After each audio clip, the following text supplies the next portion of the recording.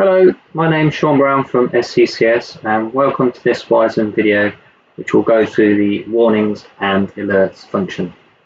So first of all, you can see I've got a project open and my units are in millimeters per 1.435. So this is a standard railway computation unit setting. Note also, if I was to do the drop down list, you've got the various other associated units.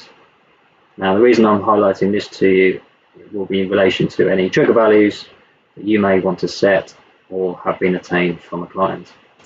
So picking this one as an example, press set projects and units, setup and warning. So this is the interface you are brought to, so I will go through this aspect in stages. So initially looking at the email setting, clicking email setting brings up a separate box. Now you can see previously I have an email that I've entered, and at this stage I'd like to enter a second email. So enter the email address, click add and click test to receive a test email to your email address. Okay, you now have a pop-up box that email was sent successfully, and click OK.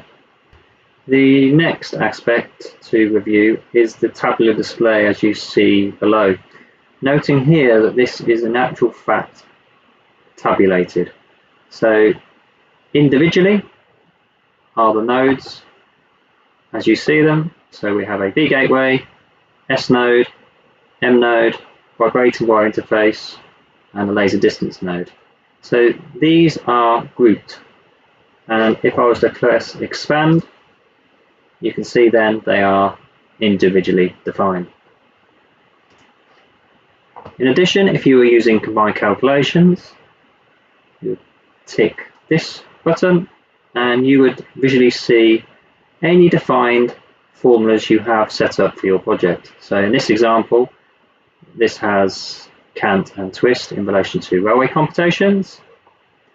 And again, if you have associated nodes to a formula, you can click expand and you will see an alias name for which the nodes are paired. For example, this is cant. And again, if you were to click setting, you can apply your trigger values individually. Or if you close this and click setting for the group, you can apply them as a group. Okay, so reverting back to node. Now reviewing this dialog box here is essentially the actions that are going to take place in relation to both tabular aspects. So first of all, the actions here relate to the number of times a node was to trigger. So for instance, if you did not want an instantaneous trigger or alert, then you might decide that if you were to breach my green trigger 5 times, then carry out the following actions. And if, for example, the trigger was to breach an amber or red once, then you're basically telling the system here to carry out these actions straight away. So reviewing number 1 is the aspect of emails. So you've entered an email into the email setting. Then for the relevant rows, through the use of the setting button on the right hand side, you could tick the email aspect for the parameter you'd like to be alerted to. Number 2, well, this relates to a visual node on site, which is an LED display warning individuals of any issues. Number 3, this then relates to the reading interval of the nodes on site. So if we take an example where you have the reading interval set at 30 minutes and a green trigger is breached, you could, for example, say, I'd like the system then, or all the nodes to read every 15 minutes. If an amber was to be breached, then I'd like all the nodes to read a 5-minute interval, or if a red was breached, then I'd like the nose to read at a minute interval. This aspect is the intelligent monitoring system. So what's important here is to understand that these readings, or these interval readings, take precedent over any scheduled intervals you have set. So take an example where you'll have a day reading it every 30 minutes and you're then scheduling it to every 60 minutes. If any of the triggers are breached, then these time intervals will take precedent. And lastly, number 4, in which if you tick this little button, you will have a statistical report generated every 24 hours and emailed to you.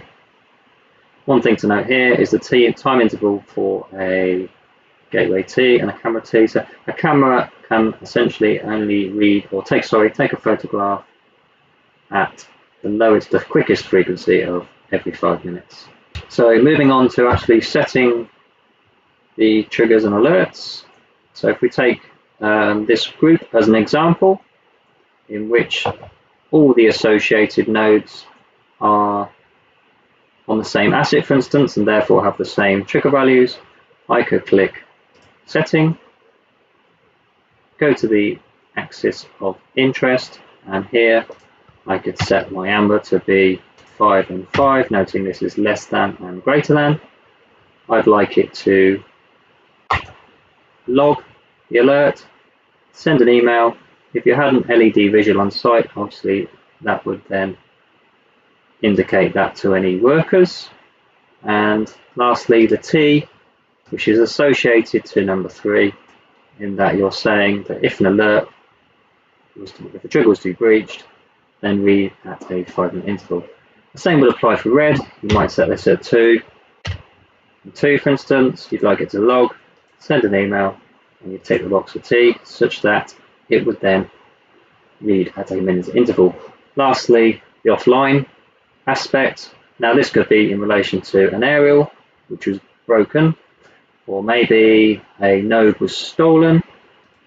You have control over the fact that you could say, alert me if a node was offline and send me an email. Then click Save.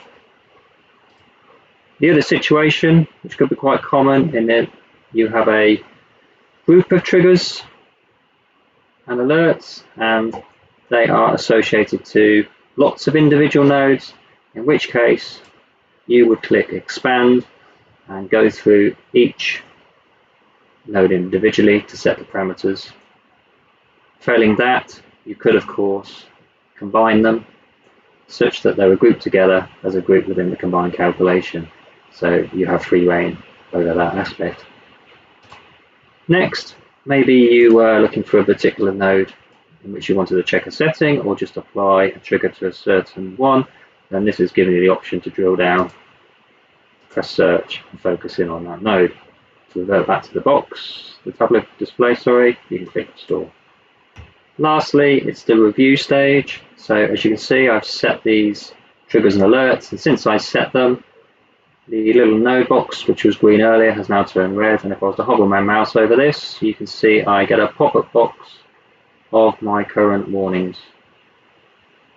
So I would have received an email in relation to those, and in my warnings log, you can see here that I have those warnings recorded, and as we go back in time, I've had various issues and where my battery had died, and I've since replaced that.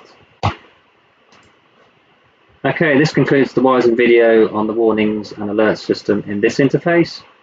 Part 2 will focus on how to convert an email into an SMS message using a third-party interface.